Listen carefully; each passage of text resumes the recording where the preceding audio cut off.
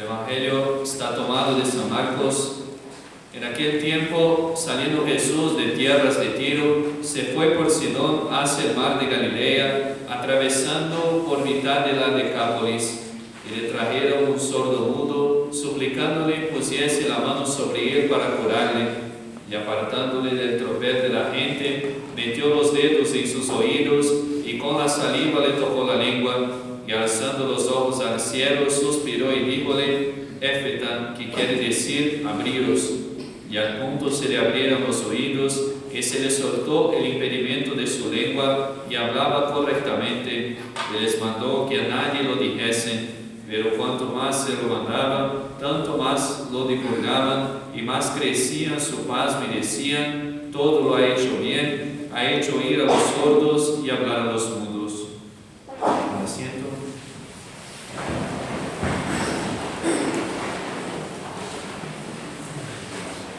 De todos los avisos para esta semana, hoy es domingo, en la misa de 10, la misa que sigue, las niñas harán su entrada en las SAS, en las jacintas, después justo de la misa cantada, un día de fiesta, por eso también las flores en la nave, fiesta para las SAS y jacintas, hoy día de ingreso y consagración. Ya adelantamos con mucho tiempo para que ustedes reciban la fecha, el 15 de noviembre, guarden la fecha, 15 de noviembre tendremos la alegría de recibir la visita de las madres dominicas enseñantes, fundadoras de escuelas católicas. Ellas nos presentarán su obra y le pediremos desde hoy a Dios que pronto funden también la obra aquí. Vienen para conocer nuestro priorato, para conocer Colombia, con la intención, si Dios quiere, de fundar aquí una escuela. Dios lo sabe. Pero ya encomendamos desde ya sus oraciones. 15 de noviembre, reciben esa fecha, porque también va a ser una jornada para las familias, para los niños también. El próximo viernes ahora, habrá misa cantada a las 6 de la tarde en honor a Santa Rosa de Lima, patrona de América, fiesta de Santa Rosa el viernes. El sábado 31 habrá catecismo de adultos en el priorato. Fue adelantado una semana el catecismo de adultos porque el Padre Pablo no puede estar en la otra semana. Entonces, este sábado 31 habrá catecismo de adultos a las 11, de 11 a 12. También estamos necesitando renovar algunos de nuestros ornamentos, los ornamentos que se usan para la Santa Misa. No estamos haciendo una colecta para pedir esa ayuda, es para aquellos que puedan y decir: Padre, yo quiero dar mitad de un ornamento, Padre, yo quiero pagar un ornamento. Ahí afuera están las fotos de los ornamentos que hemos cotizado. Si alguien quiere ayudar, no estamos haciendo una colecta general por eso todavía, pero si alguien quiere ayudar: Padre, yo quería ayudar a regalar mitad de un ornamento, busquen los padres para intentar renovar nuestros ornamentos para la gloria de Dios y de su pueblo también. Hemos publicado hoy en Librería Santo Tomás 2 nuevos libros. Primero, Suma Elemental contra los abortistas, y por segundo, la vida de una santa, Sor María de Jesús crucificado. Y también está la revista Jesús Cristo, no dejen de comprar también la revista Jesús Cristo, la revista de nuestro distrito. Y por último, sigue la venta las rifas para el sorteo de ese hermoso Sagrado Corazón de Jesús, que se realizará el sorteo el día de Cristo Rey, el último domingo de octubre. En nombre del Padre, del Hijo, del Espíritu Santo. Amén. Hermanos fieles, desde ya, preparando ya la venida que será en noviembre de las Madres Dominicas, enseñantes, quería aprovechar ese sermón para hablarles un poquito de un tema tan abundante que podría dar muchos sermones, del tema de la educación. Y para eso me sirvo un poco de una encíclica del Papa Pío XI. La escribió el último día de diciembre de 1929, justamente sobre la educación cristiana de la juventud. La encíclica, para los que después quieren consultar, se llama Divini Ilios Magistri. El primer principio que pone el Papa en esa encíclica, después de decir cuán importante es el tema de la educación, cuán capital es el tema, es que la educación debe ser formadora no de una parte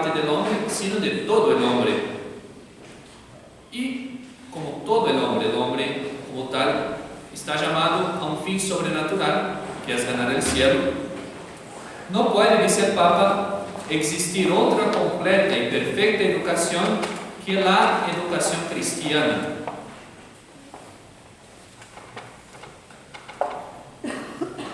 No puede existir otra completa y perfecta educación que la educación cristiana.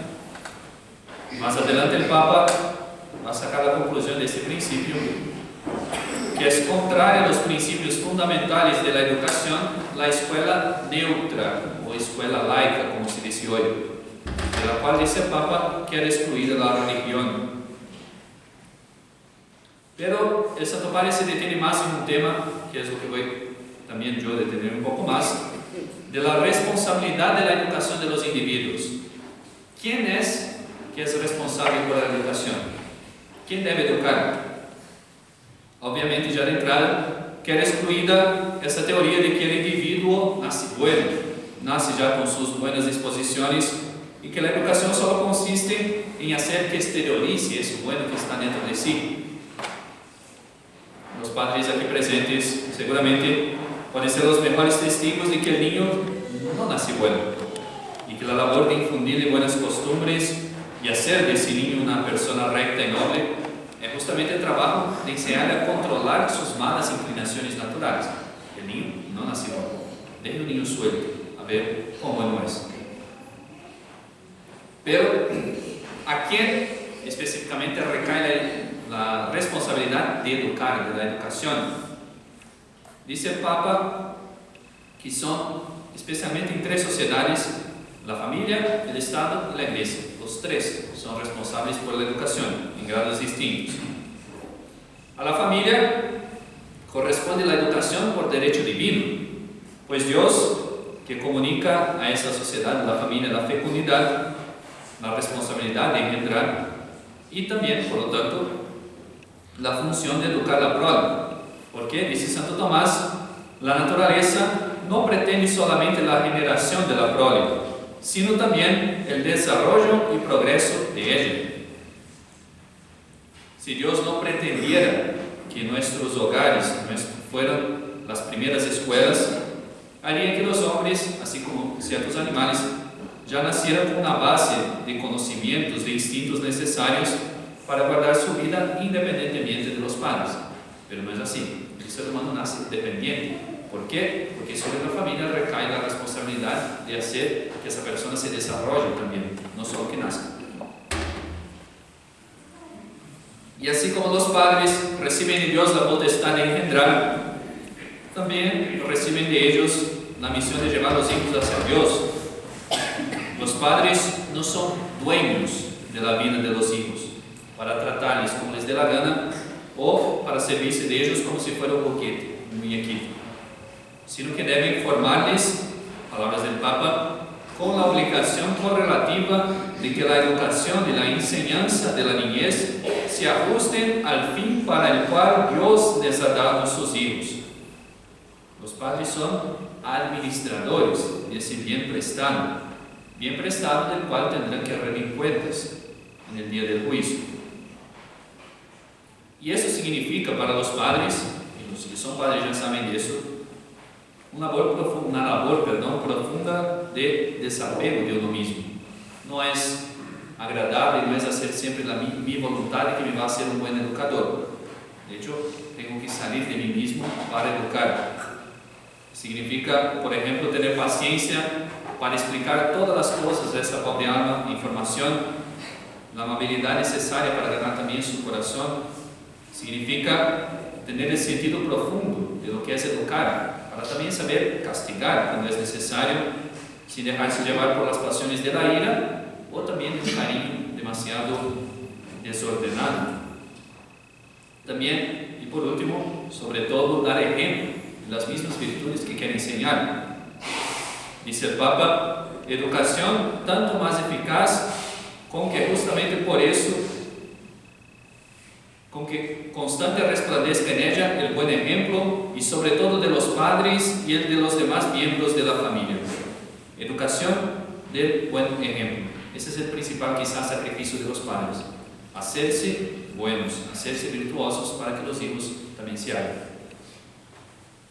De hecho, muchos problemas que vemos en los individuos de nuestra degradada sociedad actual son frutos de los malos ejemplos que tuvieron en sus casas. No respeta, por ejemplo, la autoridad, pues sus padres o eran tiranos o eran laxos. No guardan el orden en sus actividades, pues vivían en casas desordenadas. No saben hacer sacrificios porque quizá fueron educados como pequeños reyes desde la cuna. No respetan la ley de Dios en última instancia, pues tampoco respetaban los miembros de su familia. Con todo, aunque sea de hecho muy profunda la huella que deja la educación familiar, no es solo la familia que corresponde a la tarea de educar. Tanto más por se tratar la familia en sí misma de una sociedad imperfecta. De hecho, si todos los padres pudieran ser especialistas en medicina, doctores en teología, químicos, físicos, matemáticos, gramáticos, y además no tuvieran que trabajar para sostener su hogar, quizá la familia podría ser la única sociedad responsable por la educación de los individuos. Pero no es así. Por eso, el Estado, que es ya una sociedad perfecta, que se destina a promover, en palabras del Papa, el bien común temporal, también cumple la función importante de educar al individuo. En primer lugar, y el Papa explica bien eso, debe tutelar el derecho de la familia en la educación, es decir, permitir que la familia pueda dar la educación conveniente a sus hijos, o garantizar la educación en los casos de los hijos huérfanos, que no tienen una familia para educarles. Entre las funciones que cambia el Estado en la educación, subraya el Papa la educación moral y religiosa de la juventud, procurar que todos los ciudadanos tengan el necesario conocimiento de sus derechos civiles y nacionales y un cierto grado de cultura intelectual, moral y física. Y no hablaremos más de la función del Estado, justamente porque en los tiempos modernos se le atribuye al Estado más importancia de lo que debería tener en la educación. Dice el Papa, es injusto todo monopolio estatal en materia de educación. Los lugares de enseñanza, primero que no son creación del Estado, son creación de la Iglesia. Y vemos, infelizmente hoy, cuántos errores ha traído esa entrega total, a veces, de familias que ponen sus hijos totalmente en manos de la educación estatal, lavándose las manos de su responsabilidad. Cuántos errores de teorías de género, el destierro de la verdadera religión en la enseñanza, la diseminación de falsas teorías como el evolucionismo, por ejemplo, la difusión y propagación de las escuelas mixtas, la educación sexual, etcétera, etcétera, etcétera. Todo por dejar al Estado, simplemente a él, la educación de nuestros hijos. Eso porque la sociedad moderna rechaza la primera y principal autoridad en materia de educación, que es la tercera sociedad más importante, la Iglesia. La educación, dice el Papa, pertenece de un modo supereminente a la Iglesia. Los motivos el mismo Papa expone: por el mandato divino de nuestro Señor, id y enseñad a todas las gentes, dice nuestro Señor. Y porque la Iglesia también es madre de las almas, que las engendra a la vida divina por los sacramentos y, como tal, tiene la función de conducirlas hacia la vida eterna, de educarlas. De hecho, el Santo Padre se detiene en demostrar que la Iglesia nunca se alejó de esa función educadora, nunca se hizo caso omiso de esa función. Dice el Papa, la Iglesia fomenta la literatura, la ciencia y el arte, en cuanto son necesarios o útiles para la educación cristiana, y además para toda su labor en pro de la salvación de las almas, incluso fundando y manteniendo escuelas e instituciones propias en todas las disciplinas y en todos los grados de cultura. Si alguien mal informado ataca a la Iglesia como enemiga de la ciencia, hay que mostrarle, por ejemplo, a dónde nacieron las universidades. Esos universitarios hoy que están conculcando los derechos de la Iglesia están pisando en suelo pontificio.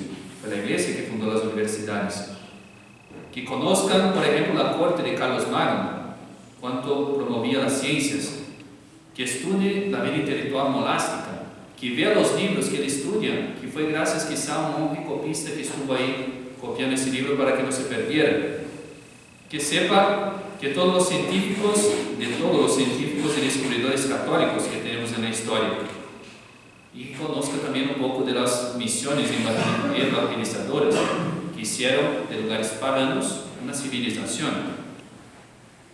La historia de la Iglesia muestra cómo ella reconoce que las ciencias vienen de Dios, como dice el Papa, Señor de las ciencias, y rectamente tratadas conducen a Dios con la ayuda de su gracia. Y es más, no solo queremos que nos reconozcan un derecho, como si ustedes hicieran mucho bien para nosotros, pero ahora cuidamos nosotros de la educación.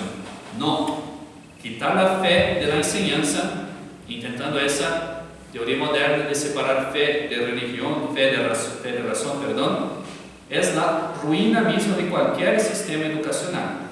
Quitar la fe de un sistema educacional es arruinarlo. ¿Cómo puede, por ejemplo, alguien conocer al hombre en su totalidad si no conoce su fin?